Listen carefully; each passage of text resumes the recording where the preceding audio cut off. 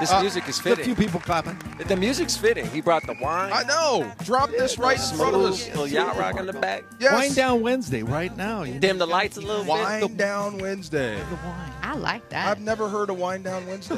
Can I adopt Wind Down Wednesday? You sure could. I like that. Is that a post-practice thing back in the day? Wind Down Wednesday? Well, in the evening. Yeah. In the After evening? practice. After practice, yes. When was your last year playing? Let's see. Well, the Rams, they traded me to Buffalo. Yeah? Who was in the playoffs. And then they went to Green Bay and retired in Green Bay in 1985. 1986. Mm-hmm. Who was your last head coach? Forrest Gregg. Forrest Gregg. Oh, my God. Yeah, man. I bet those practices were a beast back in the day. Man, that was just hit them and knock them out. Every day. Yeah, every day. In the cold weather. I see you, when you go out and watch this current group or any NFL team practice, don't you just go like, are you kidding me? Right. They're walking through their plays. So we had to double pads twice a day sometime in preseason. I'm sure you feel like that about the games in general. Oh, my gosh. Well, the quarterback. They can't hit the quarterback anymore. Yeah. You rough the quarterback up, and then you get called for penalties. So it's a totally different game. Yeah.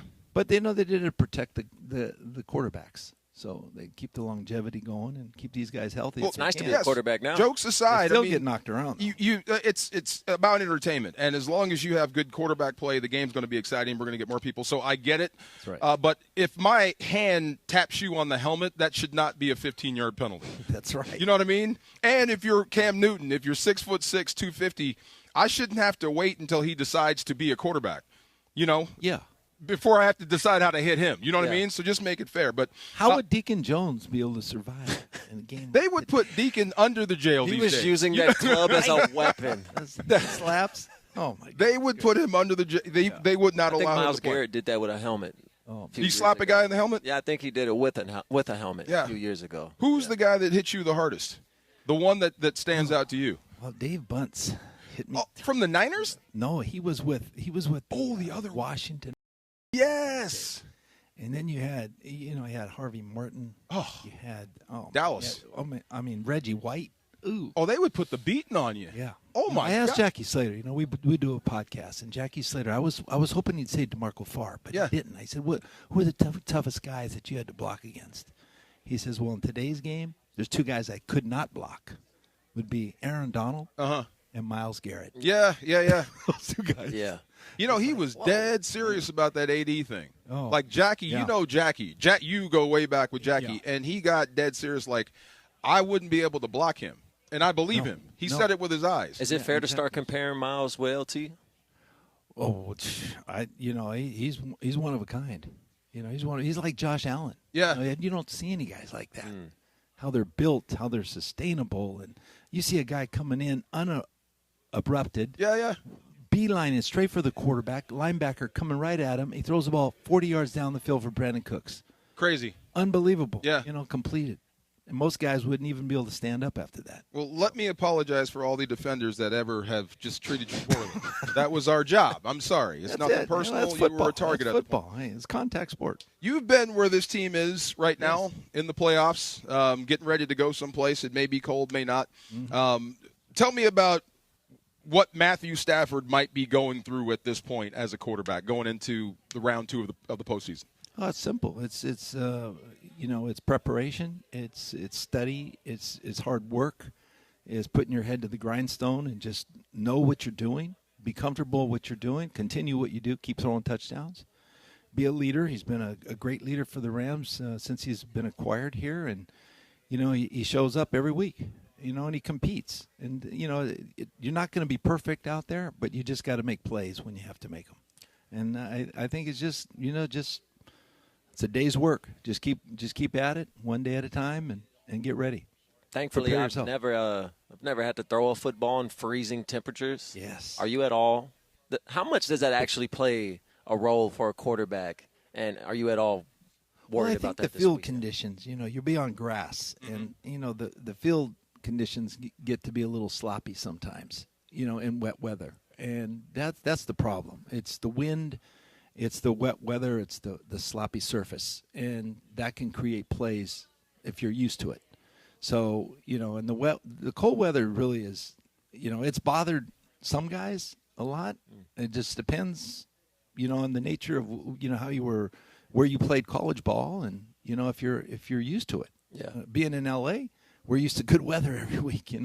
So it's quite a bit different. But Matt played a lot in the cold weather. He's been very accustomed to it back in Detroit. Of course, they played inside a lot, but they're in the north there, and they play a lot of tough teams back there. But yeah, it's experience. Experience is going to boil down, and everybody's overestimating the cold weather, but some guys actually play better in cold weather. True. Some guys don't play as good. True. I'm right there with you. I think people are overestimating the weather, but we'll see. That's Vince Ferragamo, D'Marco, and Travis. We're at Sleep Number in Torrance. Come on down, get an autograph from Mr. Ferragamo. Hang out with us. Bizarro world. It's so funny.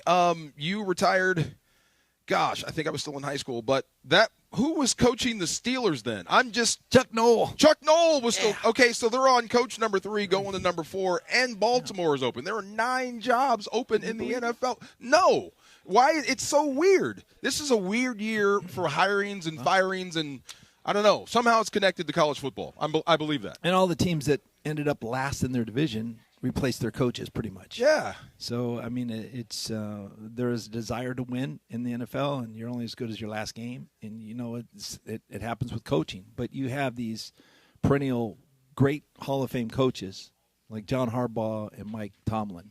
They finally step down. One gets fired. The other one just steps down. Surprised everybody. But, I think there comes a time when you feel like, hey, I've did what I can do here. Mm-hmm. And this is the end.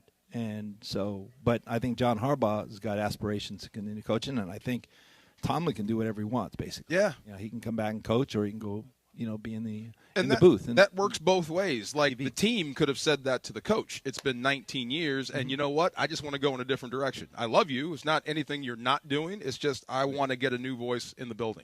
But that's weird after 19 years. Winningest coach in Pittsburgh Steeler history. He's won 10 games every year. Not one losing playoffs, season. but just can't move on beyond in the playoffs. Yeah. And, he had to go back to Roethlisberger before they went to the Super Bowl. And, they've hit and miss. But, so much of it, DeMarco, as is coaching. Mm-hmm. It's the coaching that really makes the biggest difference in these games. And you look at the coaches that have succeeded this year, they're all brilliant. They're all creative. Mm-hmm. And their offense, defense, they're playing the whole thing, and special teams. So, do you think Baltimore made a mistake getting rid of Harbaugh?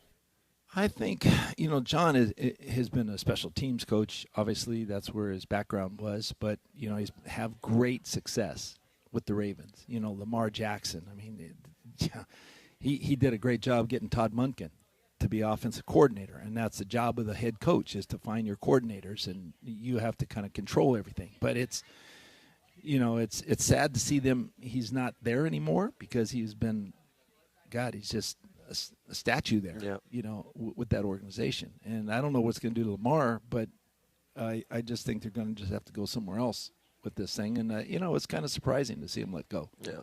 That's why I get so jazzed. And, you talk about players, and Matthew Stafford is fantastic. Puka Nacua is unbelievable.